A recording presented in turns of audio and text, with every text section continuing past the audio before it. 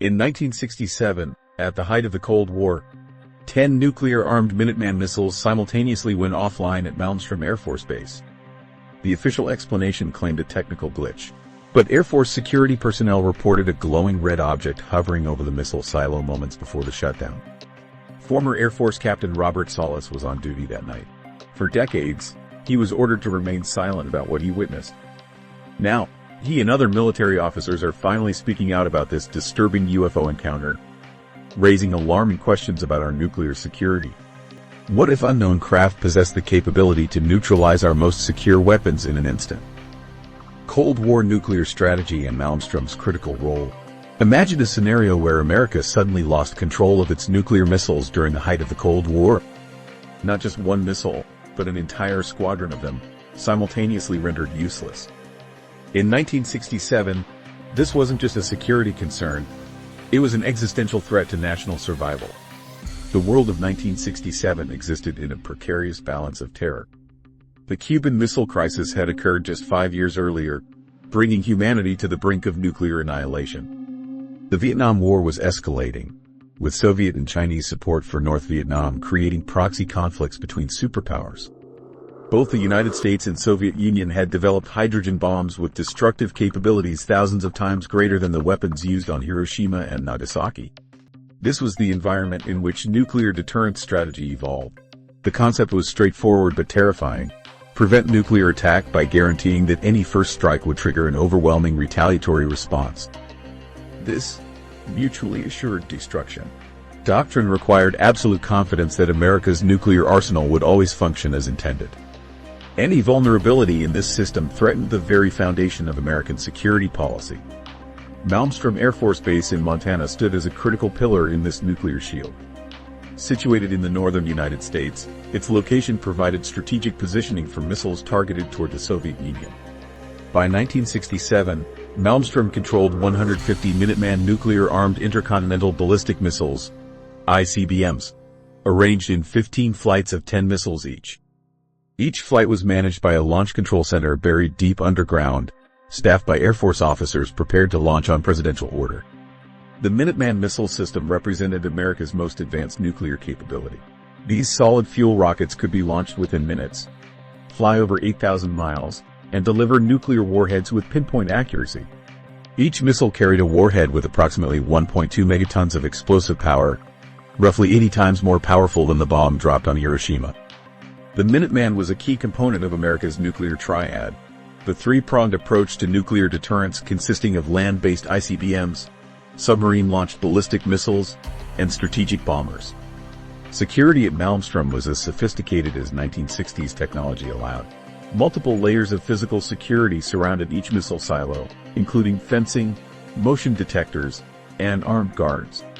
Launch controls required simultaneous key turns from 2 officers, separated by enough distance that no single person could initiate a launch.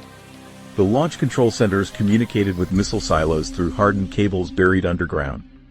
Security clearances for personnel were extensive, with background checks and psychological evaluations required for anyone with access to nuclear systems. The technical safeguards designed to prevent accidental launches or system failures were equally important. Engineers had created a system like a safety net spun with countless backups, multiple redundant circuits, backup power sources, and fault detection systems. If any component failed, the system would alert operators without compromising overall functionality. These redundancies ensured missiles would remain operational even under adverse conditions. A crucial feature of the Minuteman system was the deliberate isolation between individual missile silos. Each missile operated on independent circuits, with separate power supplies and control mechanisms. This isolation was specifically engineered to prevent cascading failures. If one missile experienced problems, the issues wouldn't spread to others. This compartmentalization represented a fundamental principle of nuclear command and control. Always maintain operational capability, even when facing technical challenges. The system contained so many redundancies that military planners and engineers considered simultaneous failures of multiple missiles virtually impossible without an external cause like nuclear attack. The statistical probability of 10 missiles simultaneously failing due to unrelated component issues was essentially zero, a mathematical certainty based on reliability engineering. A mass missile failure would have implications extending far beyond technical concerns. If multiple missiles suddenly went offline, Strategic Air Command would immediately suspect Soviet interference or the prelude to an attack. Defense condition levels might elevate, bomber forces could be scrambled, and the risk of unintended escalation would rise dramatically. The entire deterrence strategy depended on certainty that commands would be followed, that systems would function, that retaliation would be possible. Even more concerning, any vulnerability in American nuclear systems might tempt Soviet leadership to consider a first strike. If they believed they could neutralize portions of the U.S. arsenal before launch, the calculus of mutually assured destruction would shift. Each side constantly assessed the other's capabilities, looking for any advantage or weakness. A demonstrated vulnerability in missile readiness would represent a significant shift in the strategic balance. The military and defense contractors had conducted thousands of hours of testing on the Minuteman system. They had analyzed every conceivable failure mode and war-gamed responses to technical problems, natural disasters, and enemy attacks. Through all this analysis, one conclusion remained consistent. Barring physical destruction or electromagnetic pulse from nuclear detonation, multiple missiles would not spontaneously fail simultaneously. This makes what happened at Malmstrom Air Force Base in March 1967 all the more disturbing. The military had constructed a system that was, by all technical assessments, immune to large-scale spontaneous failure. The engineers and commanders had absolute confidence in the technical reliability of their nuclear deterrent. Multiple simultaneous failures were considered technically impossible without a sophisticated external cause. Yet the impossible happened. At this facility responsible for a significant portion of America's nuclear deterrent capability, multiple missiles suddenly and inexplicably went into no-go status almost simultaneously. Something had penetrated America's most secure defense systems and neutralized nuclear weapons that were meant to be the ultimate guarantor of national security. This represented a fundamental challenge to the military's understanding of their own systems and capabilities. If missiles could be disabled despite all the safeguards and redundancies, what other assumptions about nuclear security might be incorrect?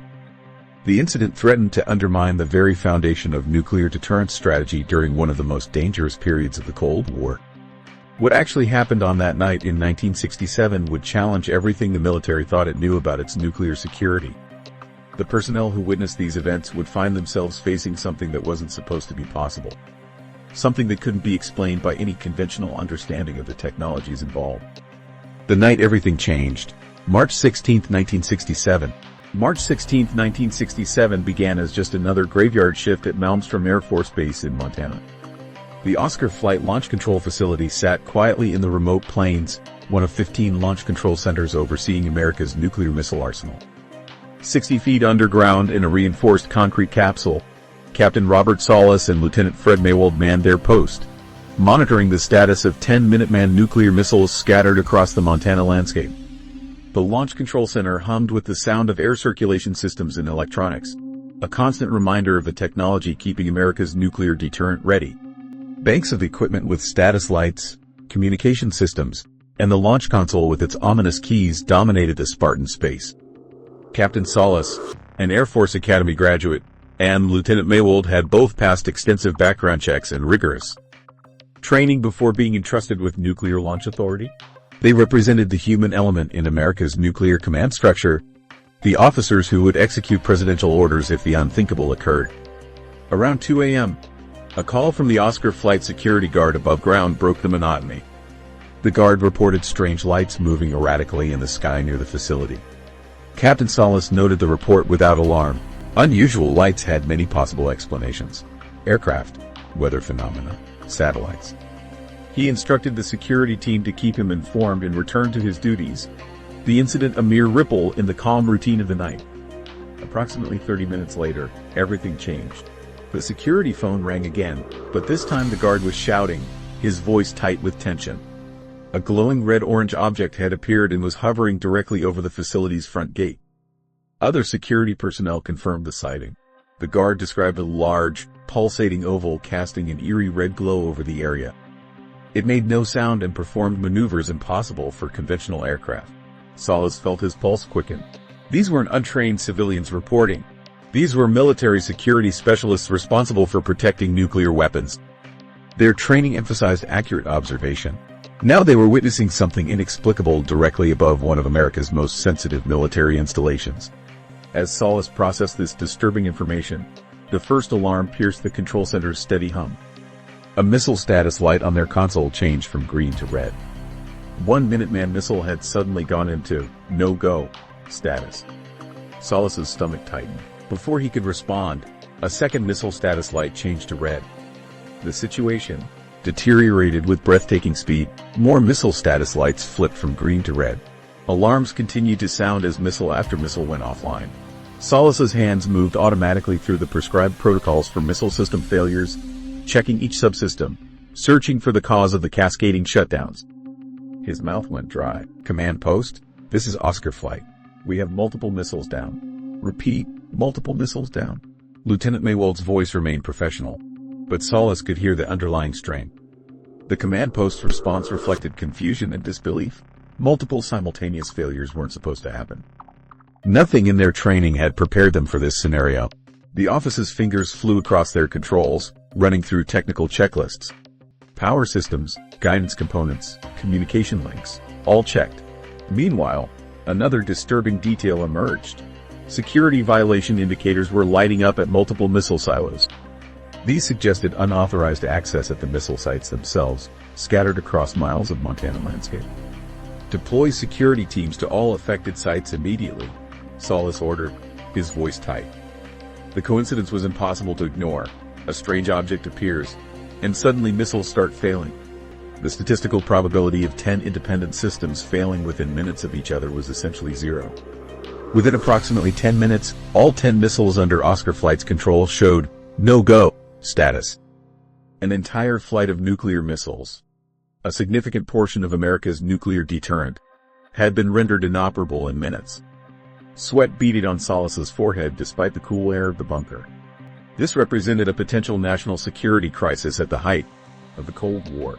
Above ground, security personnel reported the glowing object remained visible for several more minutes before rapidly accelerating upward and disappearing. Its departure coincided with the completion of the missile shutdown sequence. The timing was unmistakable. The launch officers maintained steady communication with command throughout the crisis, documenting each event. Higher headquarters mobilized maintenance and security teams to investigate, though these would take hours to reach all 10 locations. Meanwhile, Salas and Maywold attempted every procedure to bring the missiles back online.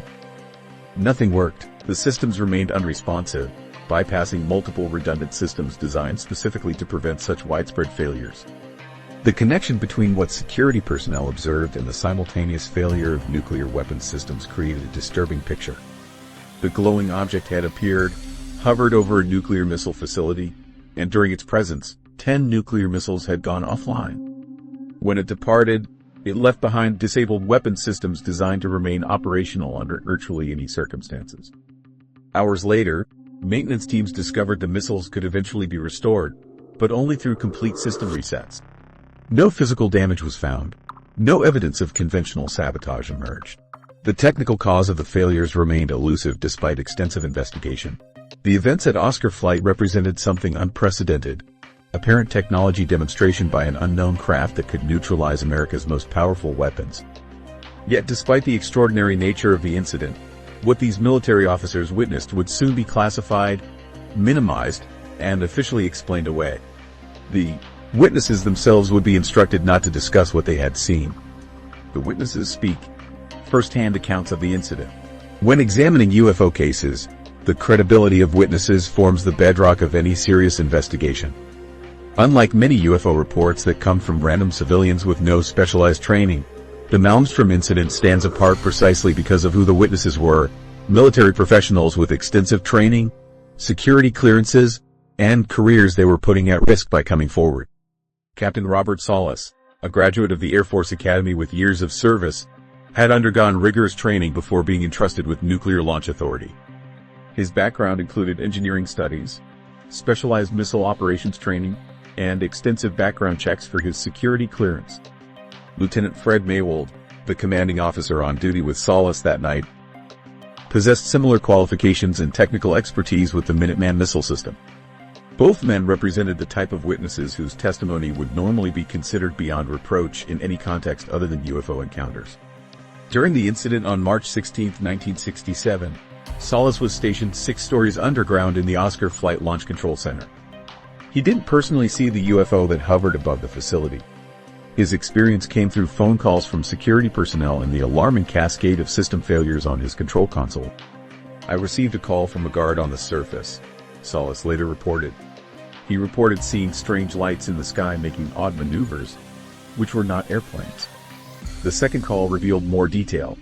A red-orange, pulsating, oval-shaped object hovering over the facility.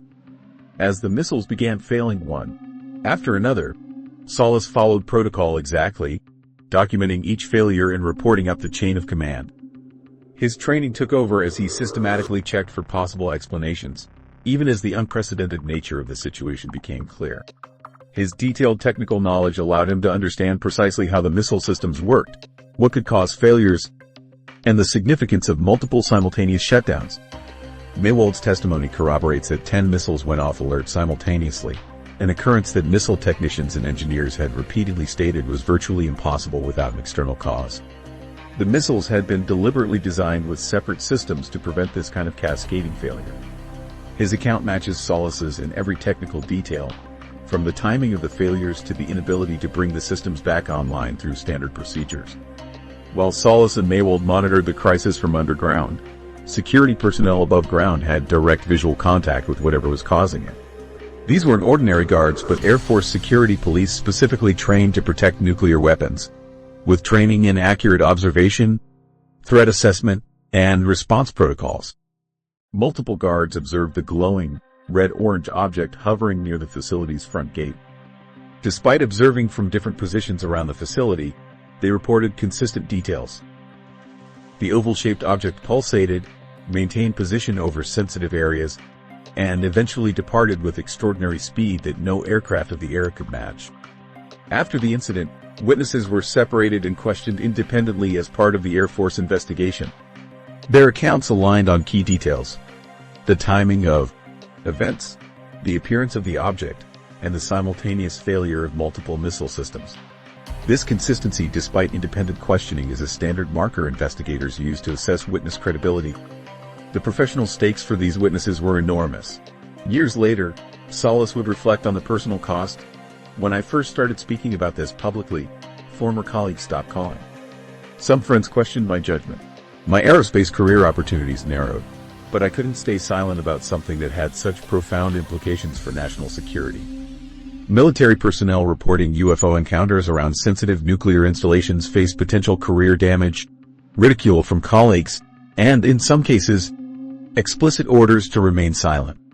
This professional risk makes their testimony more credible, not less. What motivation would career military officers have to fabricate an encounter that could only damage their standing? They had everything to lose and nothing tangible to gain by reporting something so far outside accepted reality.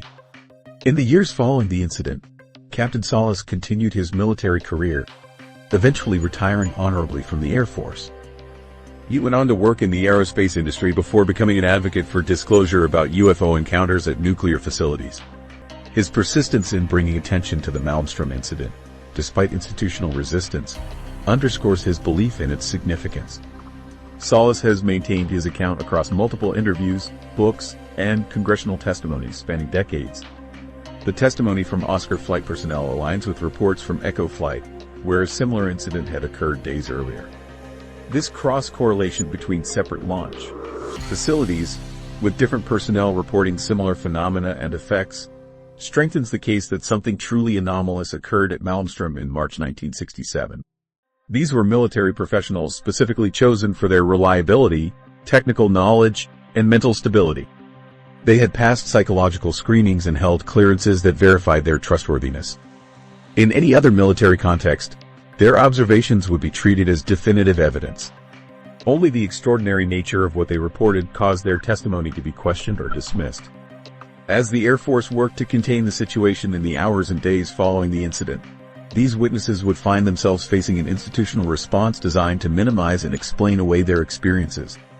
Despite detailed first-hand accounts from multiple credible observers, The official explanation would diverge dramatically from what the witnesses themselves had experienced and reported. The question remained, why would the military go to such lengths to create alternative explanations for something these reliable observers had so clearly documented? The official explanation versus reality. The immediate aftermath of the Oscar flight incident triggered a rapid military response. Within hours of the missile shutdown, Strategic Air Command Headquarters was fully informed of the situation. The unauthorized disabling of nuclear weapons represented a potential national security crisis requiring swift investigation. Maintenance teams received emergency deployment orders and began arriving at the affected missile silos by dawn. These technical response teams included specialists in every aspect of the Minuteman missile system, electronic systems experts, propulsion technicians, guidance system specialists, and security personnel. Their mission was twofold: restore the missiles to operational status as quickly as possible, and determine exactly what had caused the unprecedented simultaneous failure. America's nuclear deterrent had been compromised, and military leadership demanded answers. The maintenance teams worked methodically, examining each missile site independently. They ran comprehensive diagnostic tests on every subsystem, guidance components, power supplies, communication links, and launch sequencers. They inspected physical components for signs of tampering or damage. They verified security logs and checked for any evidence of intrusion. This exhaustive technical investigation continued for several days as they sought to identify the cause of the failures. What these teams discovered would directly contradict the explanation that would eventually become the official Air Force position. The technicians found no common point of failure across the 10 missiles. Each missile had gone offline, but detailed examination revealed no consistent pattern of component failure that could explain the simultaneous shutdown.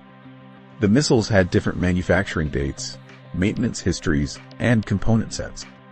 There was no technical thread connecting their failures. Despite this lack of physical evidence, the Air Force formulated an official explanation: an electronic component failure had somehow caused the shutdown. This explanation appeared in internal reports and became the authorized response to any inquiries about the incident. The technical details remained deliberately vague, referring to an unspecified electronic signal generator that had malfunctioned and somehow affected all 10 missiles simultaneously. This explanation faced immediate skepticism from the technicians and engineers who actually worked on the missile systems. The Minuteman was specifically designed with redundant, isolated circuits to prevent cascading failure. Each missile operated as an independent system with multiple safeguards. The guidance systems, power supplies, and communication networks were deliberately separated to ensure that a failure in one missile would not affect others. Robert Hastings, a researcher who interviewed numerous missile technicians who worked at Malmstrom, found consistent rejection of the official explanation among technical personnel. One former missile maintenance officer told Hastings directly, "Those systems were designed so that one failure couldn't take down multiple missiles. We're talking about independent systems that shouldn't have failed simultaneously without an external cause." Dr. Robert Jacobs, a former Air Force officer who worked with missile systems, has stated, "These systems had backup systems that had backup systems." The statistical probability of 10 missiles failing simultaneously due to component failure is essentially zero. It would be like flipping a coin and getting heads 100 times in a row. Perhaps most telling was the process of bringing the missiles back online. According to technical personnel who worked on the recovery, the missiles required a complete system reset to restore functionality. No faulty components needed replacement. No damaged systems required repair. Once reset, the missiles functioned normally, showing no lingering effects from whatever had caused the shutdown. This pattern is inconsistent with a conventional component failure, which would typically require physical replacement of damaged parts. The classified nature of the incident added another layer of complication. The Air Force generated multiple internal reports about the Malmstrom incidents, including technical analyses and witness statements. These reports were classified, with access restricted to personnel with specific clearances and a need to know. The classification itself is telling. If the incident were truly just a mundane technical failure, the extensive classification measures would be unnecessary. The witnesses themselves were required to sign non-disclosure agreements specifically prohibiting them from discussing what they had seen or experienced. Captain Salas and other personnel were explicitly instructed not to talk about the UFO sightings in connection with the missile failures. These secrecy measures extended beyond standard protocols for routine technical malfunctions, suggesting the Air Force recognized the incident's extraordinary nature.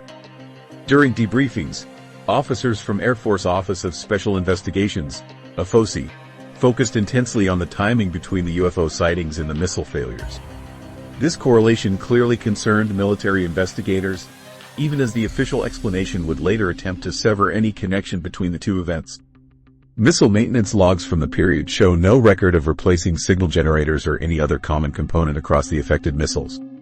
If the failure had genuinely stemmed from a specific electronic component, maintenance records would show replacement patterns reflecting this cause.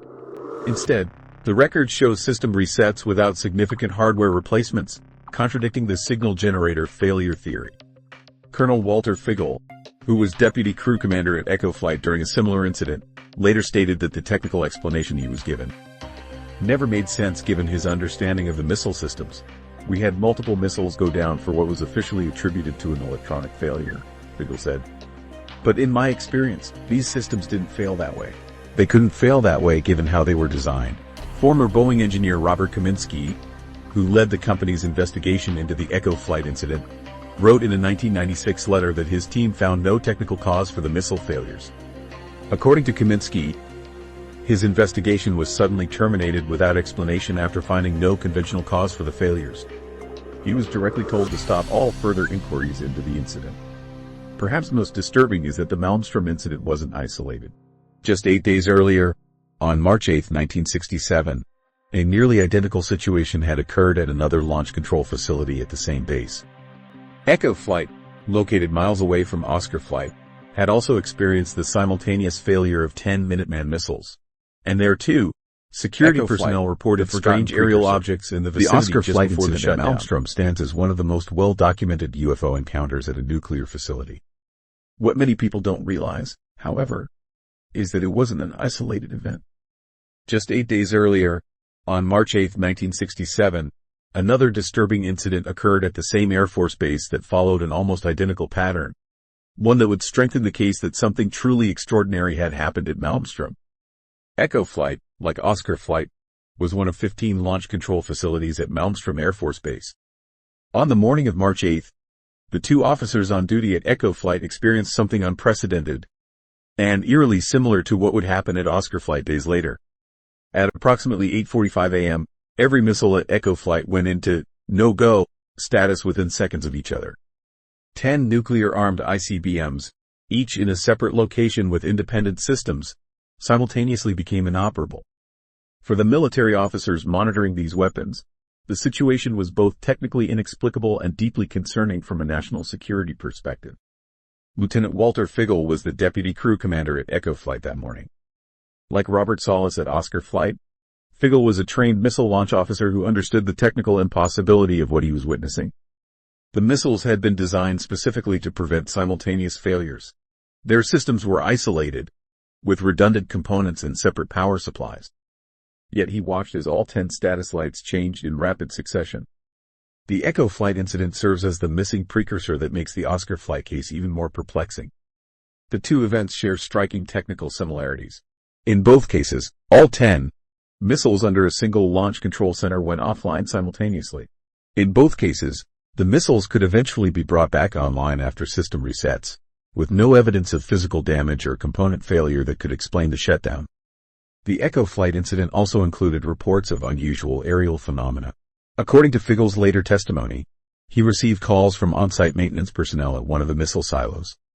These maintenance crews reported seeing strange aerial objects in the vicinity of the missile sites just before or during the time of the failures.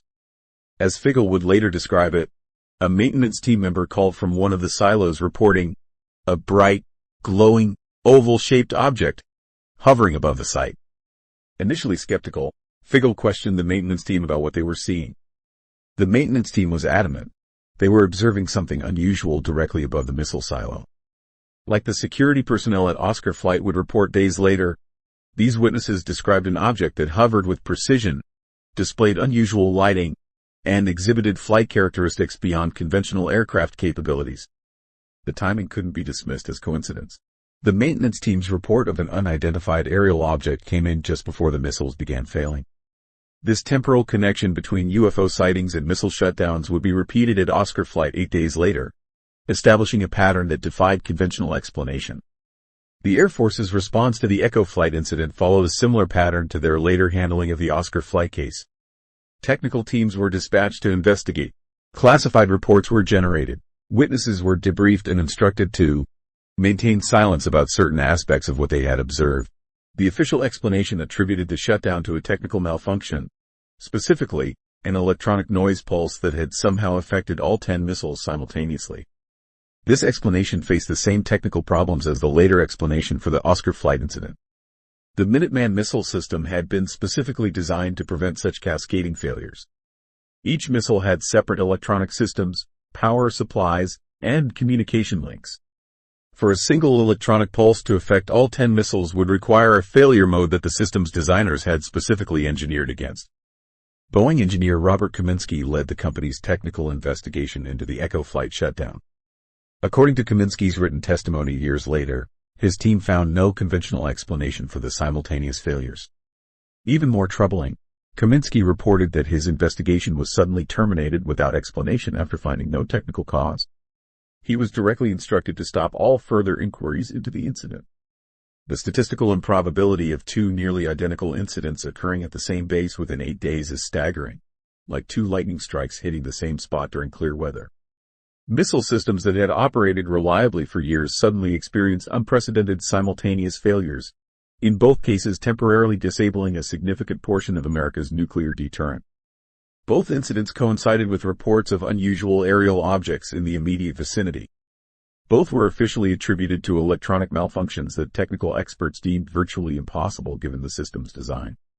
From a statistical perspective, these incidents represent extreme outliers. The Minuteman missile system had been operational for years, with thousands of missiles deployed across multiple bases.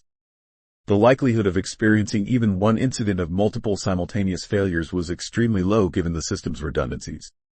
For two such incidents to occur at the same base within days of each other defies probability theory unless they shared a common cause. This pattern becomes even more significant when examining the operational history of Minuteman missiles. No comparable cases of multiple simultaneous failures occurred in the years preceding the Malmstrom incidents. Nor did similar incidents occur in the years following, despite the missiles continuing to operate with broadly similar technical components and systems. Whatever caused the Echo and Oscar flight shutdowns was unique to that time and place.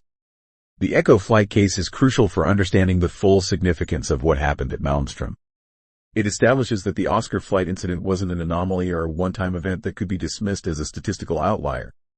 Instead, it reveals a pattern of UFO sightings followed by missile shutdowns, a pattern suggesting deliberate action rather than random chance or technical malfunction. The repeated nature of these incidents suggests intention rather than accident. If the Echo and Oscar flight incidents represented some form of technical demonstration, they effectively communicated a disturbing message. America's most powerful weapons could be neutralized by an outside force with technology far beyond conventional understanding. The implications for nuclear deterrence strategy and national security were profound, possibly explaining the Air Force's determination to find conventional explanations despite the technical evidence to the contrary. The global pattern, UFOs and nuclear sites. The Malmstrom incidents of March 1967 weren't isolated events.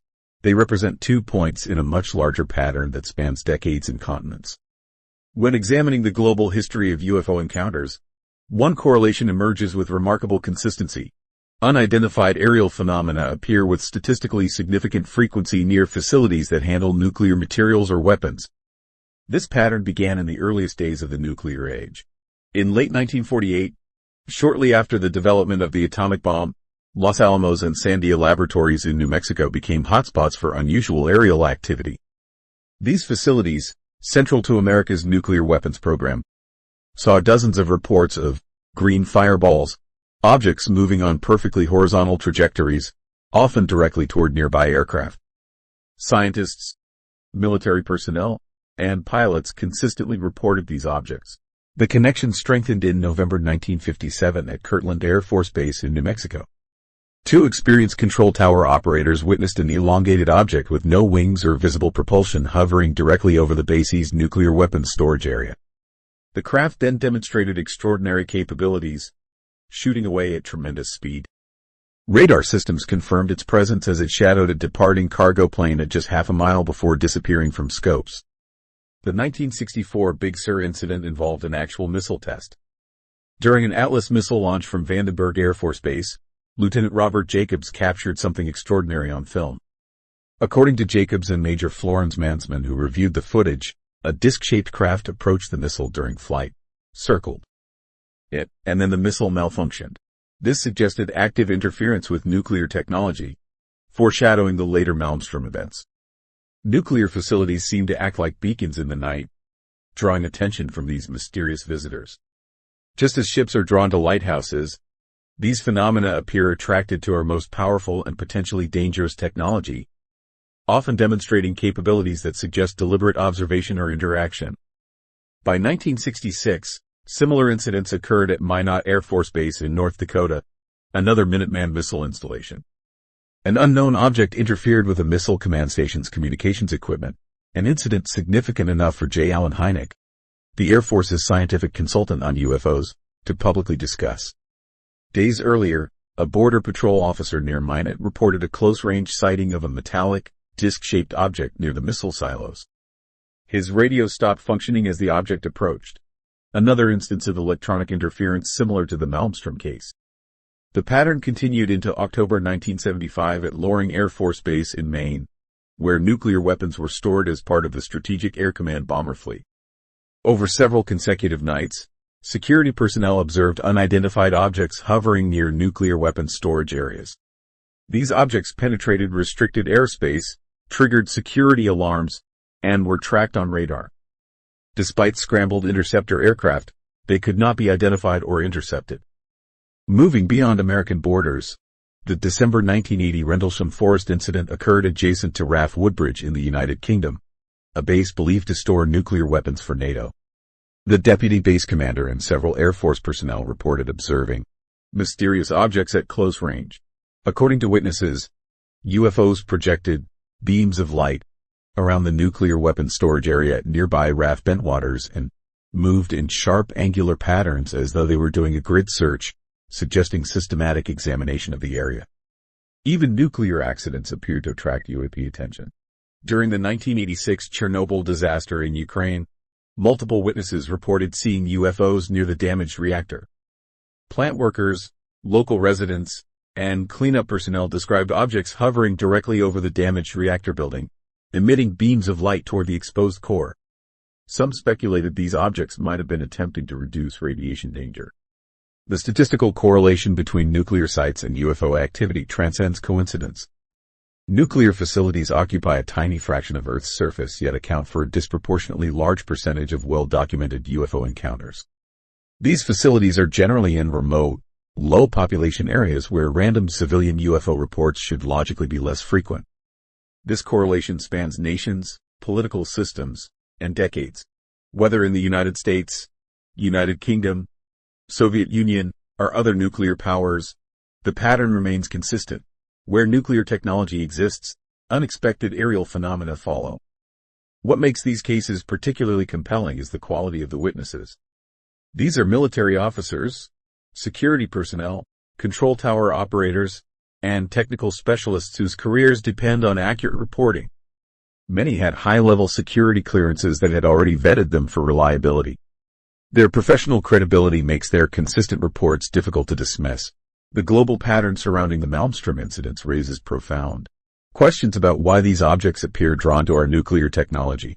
Is it observation of humanity's most powerful energy source? Is it monitoring of potentially dangerous technology? Or might it represent something more deliberate, a demonstration of capability, as the missile shutdowns suggest? Whatever explanation we consider, the consistent pattern of UFO activity around nuclear facilities demands serious attention.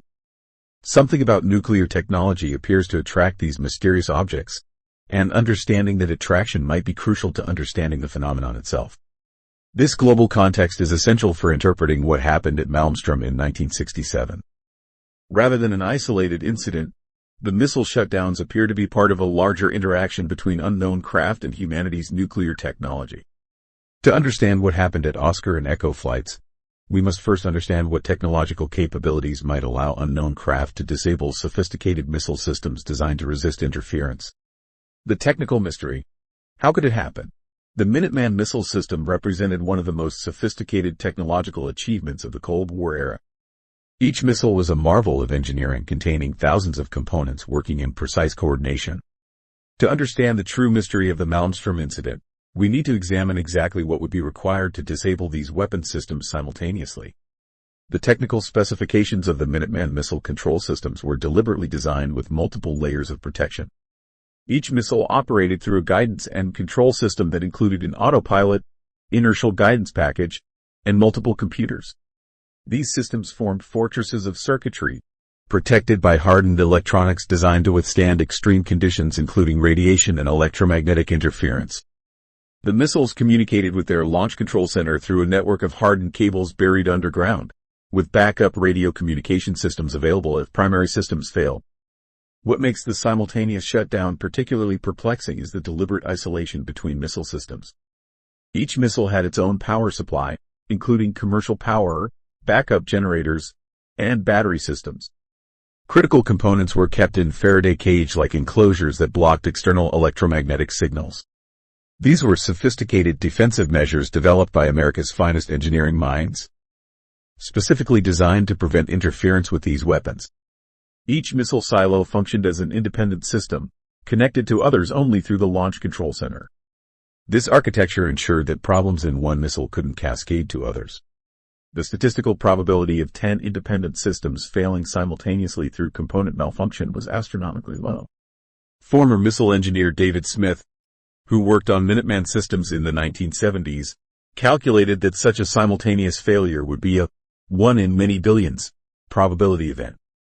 The Malmstrom incident becomes even more technically puzzling because after being reset, the missiles functioned perfectly. There was no evidence of burned-out components, circuit damage, or physical degradation that would explain the failure.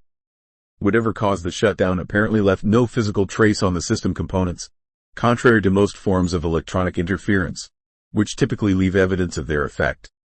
Experts have analyzed potential causes for such failures, with electromagnetic pulse, EMP, being the most commonly proposed explanation.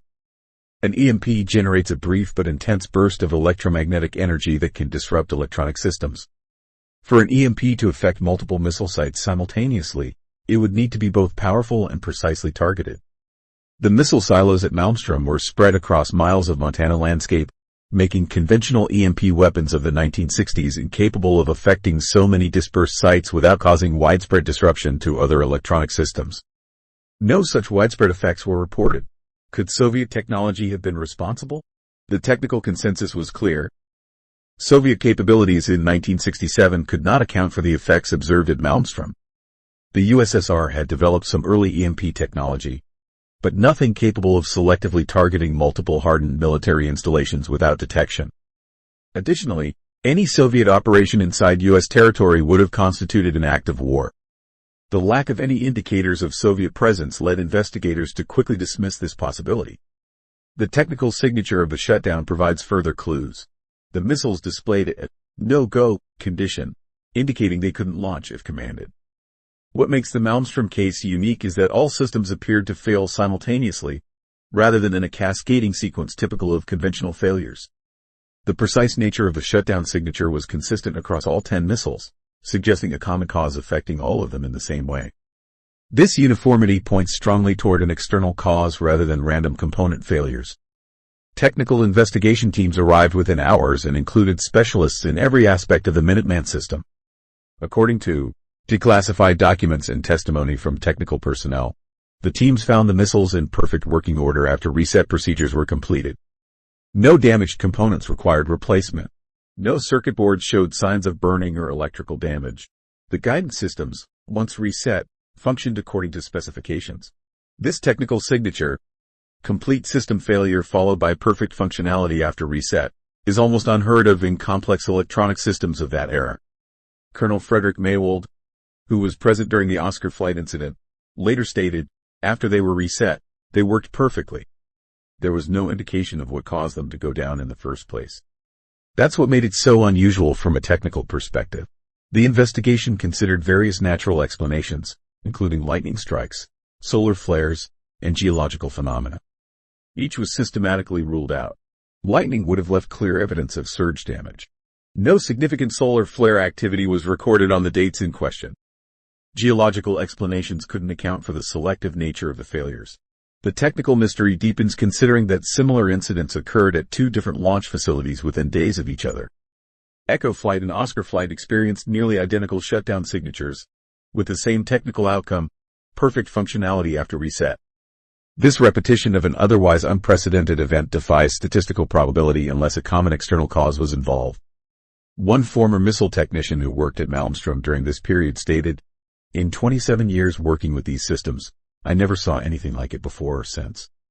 10 missiles don't just shut down simultaneously by coincidence. Something caused it, and it wasn't anything in our technical manuals." The technical evidence points to an external force capable of precisely interfering with sophisticated, hardened military systems without leaving physical damage. Whatever technology could accomplish this in 1967 was well beyond the known capabilities of any nation at that time. This reality forces us to consider possibilities outside conventional explanations, including the reports from multiple witnesses of unidentified aerial phenomena in the vicinity just before the shutdowns occurred. The implications for national security were profound. If an unknown entity could disable America's nuclear deterrent with such precision, the cornerstone of Cold War strategy was suddenly vulnerable in ways military planners had never anticipated. As we examine why UAPs might target nuclear facilities, this technical analysis provides crucial context for understanding what may be at stake. Theories and motivations. Why target nuclear weapons? When we examine the repeated appearances of unidentified aerial phenomena at nuclear facilities worldwide, a compelling question emerges. What would motivate an advanced intelligence to show specific interest in our nuclear weapons? The pattern is too consistent to be random. These aren't scattered, arbitrary encounters, but rather focused interactions that frequently involve some form of technological interference. Understanding the potential motivations behind these encounters might help us grasp the larger meaning of incidents like Malmstrom. Several theories have emerged over decades of studying these encounters. Each attempts to explain why nuclear sites would attract such concentrated attention from unknown craft demonstrating capabilities far beyond our current technology. The monitoring theory proposes that an advanced intelligence systematically observes our nuclear capabilities as part of broader surveillance of human technological development. Nuclear weapons represent a critical threshold in civilization's evolution, the point at which a species gains the capability to destroy itself. An advanced intelligence might monitor multiple worlds, paying particular attention when civilizations enter this potentially unstable phase. The frequent appearance of UAPs during periods of heightened nuclear tension suggests the monitoring intensifies when the risk of nuclear conflict increases. The neutralization theory suggests these encounters demonstrate an ability to disable our nuclear weapon systems if necessary. The Malmstrom incident represents a deliberate technology demonstration, showing that these craft could render our most powerful weapons temporarily inoperable. Like an advanced security system that doesn't just detect intruders but temporarily disables their weapons, these UAPs demonstrated precise control by returning the missiles to functionality after the encounter. The warning theory, proposed by former Air Force Captain Robert Salas, who witnessed the Oscar flight incident firsthand, suggests these encounters communicate a message about nuclear disarmament. They shut down our missiles, and they've been doing this all around the world, Salas has stated bluntly. The message is clear. WTF? Nuclear weapons. This raw characterization suggests the encounters express concern about humanity's development of civilization-ending weapons. The repeated nature of these demonstrations across decades might indicate ongoing concern about our failure to eliminate these weapons despite their existential risk. The energy theory suggests UAPs might be drawn to the unique energy signatures associated with nuclear material. Nuclear facilities generate distinctive electromagnetic fields, radiation patterns, and energy concentrations unlike anything else on Earth. If UAPs utilize exotic propulsion systems or energy collection methods, they might be attracted to these energy-rich environments. This would explain why encounters occur at both weapons facilities and nuclear power plants, including reported UAP activity during the Chernobyl disaster. The testing theory proposes that these encounters serve to assess our security protocols and responses. By approaching highly secured nuclear facilities, UAPs observe how we detect, track, and respond to potential threats. Like penetration testers who probe corporate security systems to identify vulnerabilities, these repeated breaches of restricted airspace might represent systematic testing of our defensive capabilities. This theory explains why the craft at Malmstrom appeared to observe military personnel's reactions after disabling the missiles. Skeptical perspectives offer important counterpoints to these theories.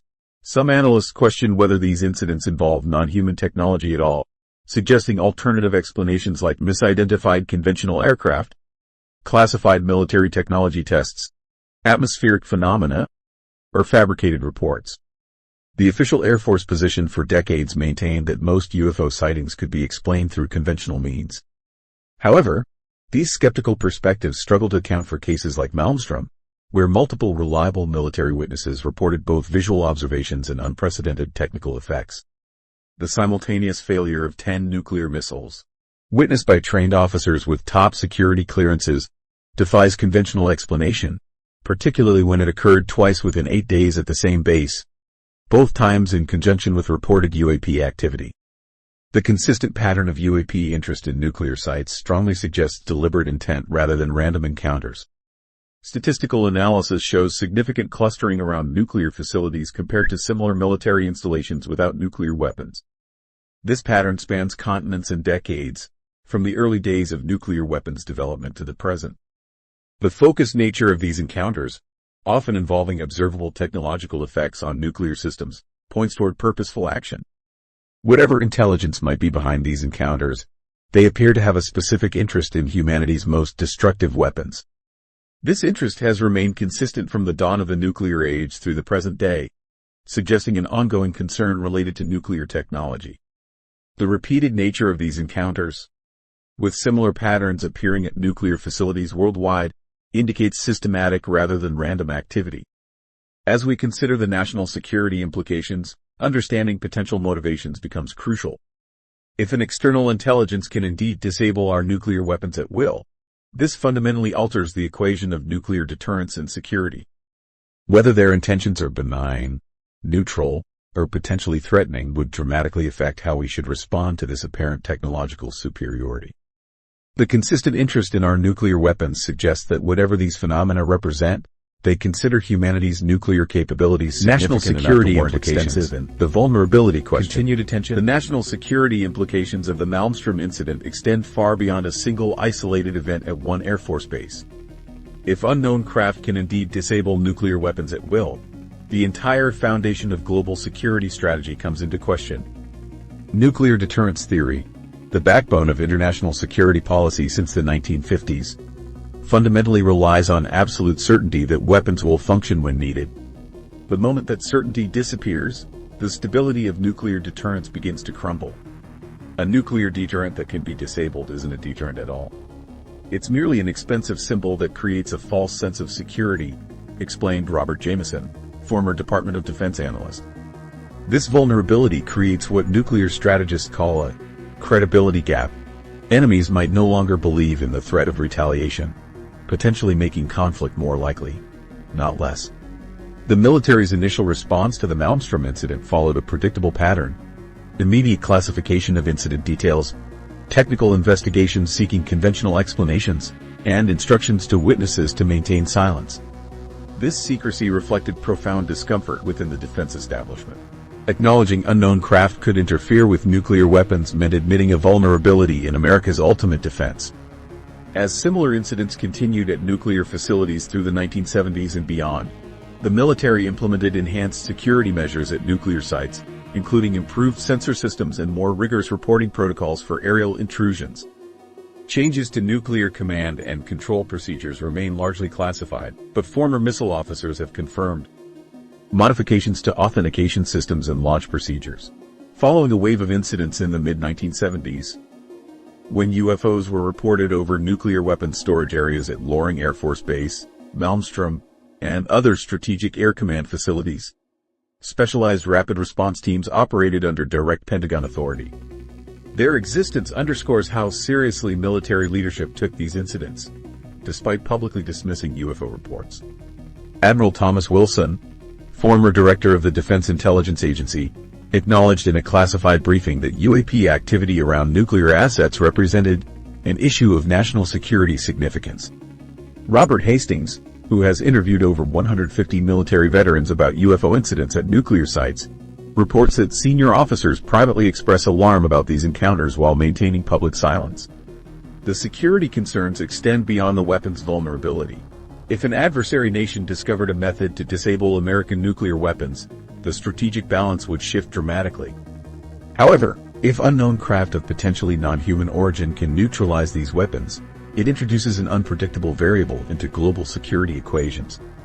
National security frameworks have no established protocols for responding to technological capabilities that exceed all known human development. Former missile officers who served after the 1967 incidents have confirmed enhanced physical security at missile sites, improved electronic monitoring systems, and modified alert response protocols. These changes reflect a military attempting to address a threat it couldn't publicly acknowledge. While specific modifications remain classified, they likely included new verification systems to confirm missile readiness, altered communication protocols during suspected intrusions, and contingency plans for responding to widespread system failures like those observed at Malmstrom. Evidence suggests a global pattern. Former Soviet military officers have reported comparable encounters at their nuclear facilities during the Cold War. In 1982, a UFO reportedly hovered over a nuclear missile base in Ukraine and temporarily activated the launch countdown sequence before security systems intervened. France, China, and the United Kingdom have experienced similar incidents at nuclear sites, though documentation remains limited due to stringent secrecy laws. This global pattern suggests that whatever intelligence might be behind these incidents, its interest in nuclear weapons transcends national boundaries. The consistent focus on nuclear sites across different countries, political systems, and decades indicates a deliberate, sustained interest in humanity's most destructive technology. In recent years, the Pentagon has shifted from dismissal of UAP reports to acknowledging their reality. The establishment of the All-Domain Anomaly Resolution Office, AARO, represents formal recognition that these phenomena warrant serious investigation. AARO coordinates efforts across military and intelligence agencies to document and analyze UAP encounters, particularly those involving sensitive military assets including nuclear facilities. The UAP Disclosure Act of 2023 mandates regular reporting to Congress about UAP incidents, including classified briefings on potential national security implications. The Act specifically requires information about UAP activity near nuclear facilities, acknowledging the pattern that emerged with the Malmstrom incidents. This shift from dismissal to investigation represents a dramatic evolution in the national security establishment's approach. After decades of treating UAP reports as distractions, military and intelligence agencies now allocate significant resources to understanding these encounters. If unknown craft can neutralize nuclear weapons at will, then the technology gap between these objects and current human capabilities creates what defense analysts call strategic asymmetry, a situation where one side possesses capabilities so advanced that conventional responses become meaningless. Most concerning is the unpredictability factor. Human adversaries generally operate according to recognizable strategic logics, an intelligence capable of disabling nuclear weapons at will, yet choosing to demonstrate this capability rather than exploit it fully, operates according to motivations we cannot confidently assess. The Malmstrom incident wasn't merely a historical anomaly but rather the first well-documented case in a pattern that continues today. Understanding this pattern has become a matter of legitimate national security interest. As government investigation efforts continue, a profound question remains: if our most powerful weapons can be neutralized by technology we don't understand, what does this mean for humanity's place in a potentially wider cosmic order? The disclosure movement, from silence to acknowledgement. The journey from government denial to official acknowledgement of UFO encounters represents one of the most dramatic shifts in modern political history. For decades, those who reported encounters with unusual aerial phenomena faced ridicule, career threats, and institutional silence. The transformation from Project Blue Book, the Air Force's public investigation that concluded in 1969 by dismissing all UFO reports as misidentifications or hoaxes, to today's congressionally mandated UAP investigations reveals how persistent witnesses eventually forced official recognition of experiences long dismissed. The Air Force examined over 12,000 UFO reports between 1952 and 1969, concluding that none represented extraterrestrial visitors or security concerns. This public dismissal contrasted sharply with internal military documents that took certain incidents, particularly those around nuclear facilities, far more seriously. The official government position became that UFOs simply didn't exist, despite continued reports from military personnel, pilots, and civilians. For Captain Robert Salas, the 1967 Malmstrom incident represented a deeply troubling security breach he personally witnessed. After leaving the Air Force, Salas began researching similar incidents at other nuclear facilities. He discovered other military officers had experienced comparable events, unidentified objects appearing over nuclear installations, followed by system malfunctions or security breaches. Many had remained silent for decades, fearing ridicule or career damage. Salas faced significant obstacles in bringing the Malmstrom incident to public attention. The original reports remained classified. Many colleagues refused to speak publicly. Media outlets treated UFO reports as entertainment rather than serious security concerns. Government agencies maintained blanket denial of any extraordinary aspects of these incidents. For years, Salas worked largely alone, gathering documentation through Freedom of Information Act requests and locating other witnesses willing to come forward. His breakthrough came in securing testimony from other officers present during the incident. Lieutenant Fred Maywold, his commanding officer, and the Launch Control Center confirmed the essential details. Security personnel who had observed the glowing object provided their accounts.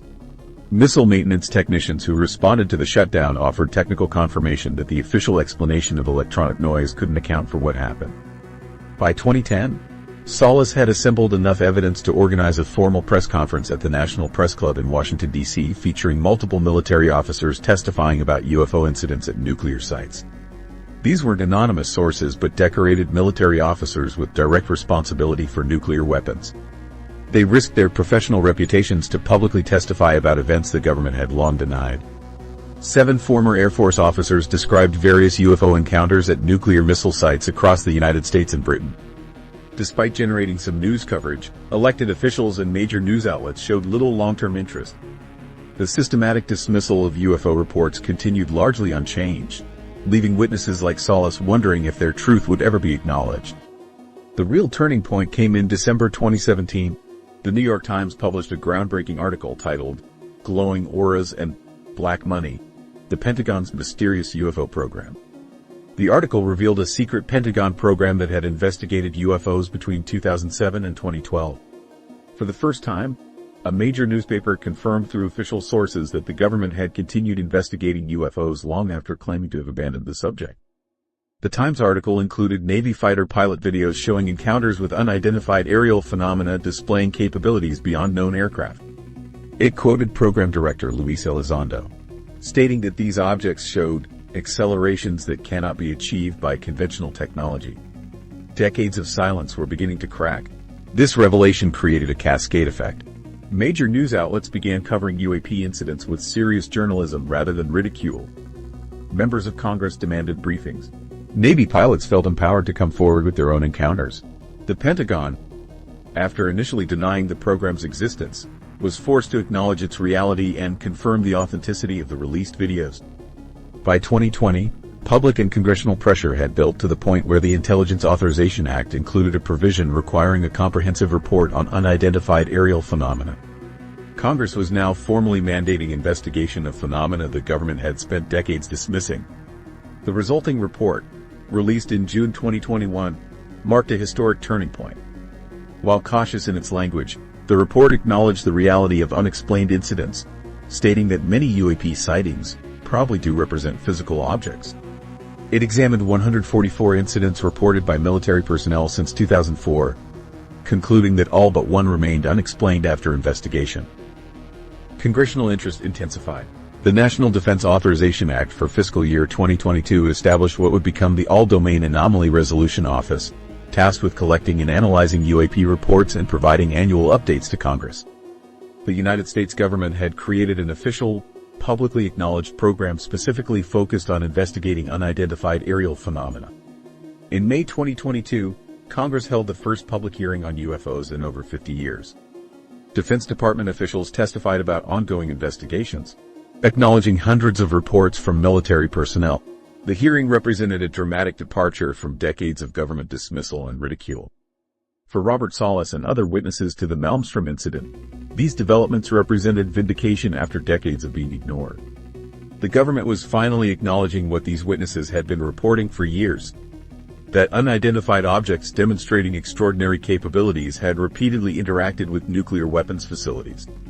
The persistence of witnesses like Salas proved crucial in forcing this shift toward acknowledgment. By maintaining their testimony despite institutional resistance, collecting documentation, and finding other witnesses willing to come forward, they created a body of evidence too compelling to dismiss. Their willingness to risk professional reputation and personal ridicule ultimately changed the narrative from blanket denial to formal investigation. As government disclosure continues to evolve, the experiences of these military witnesses serve as a reminder that behind the sensational headlines are real people who encountered something extraordinary and potentially world-changing. Their decades-long journey from silence to acknowledgement demonstrates how persistent truth-telling can eventually overcome even the most entrenched institutional denial. The Malmstrom incident remains one of the most compelling cases of UAP interference with nuclear weapons. Multiple military witnesses with impeccable credentials observed a connection between strange aerial objects and the simultaneous failure of 10 nuclear missiles, a technical impossibility according to the system's design. These encounters fundamentally challenge our understanding of nuclear security and our place in the universe. They raise profound questions about vulnerability in our most secure systems. As government disclosure continues to evolve, Robert Salas and other witnesses represent the human element behind the technical reports. What does it mean for humanity if our most secure weapons can be neutralized